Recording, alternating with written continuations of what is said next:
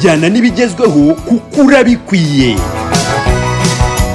Ubu ntibikiri ngombwa ko mujya guhendwa n'amakaro, za Languette n'andi maprafo mu gihe mushaka kunoza ubwiza bw'inzu zanyu, kuko hano twabazaniye za Wallpapers ziri guhogoza imitima ya benshi kubera ubwiza bwazo kandi zidahenze.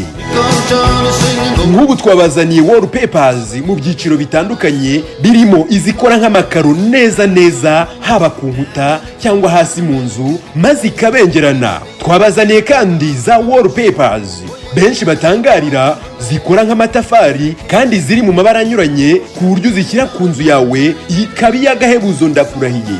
Twabazaniye izikora nka plafo, izi zirabengerana kuko zikora nka Languette cyangwa se za gypsum. Zigura ngahe se? Mbega we, ibiciro biri hasi.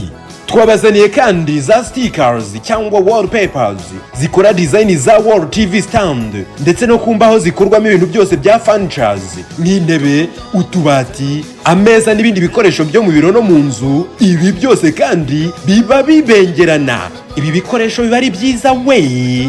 Mwe mufite inzu z'ubucuruzi, inzu zo kubamo, ibiro ndetse n'ahandi, ngiki gisubizo cy'ubwiza bw'inzu zanyu kandi mudahenzwe.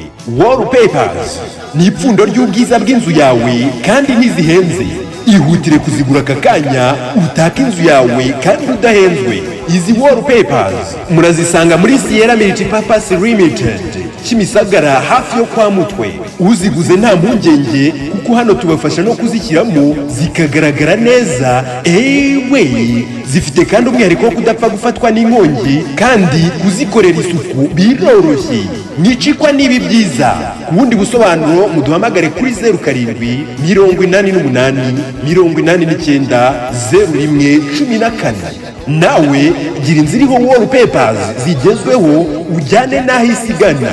Ibi byose ni muri Siella Miltipurpose Limited. Ni karibu.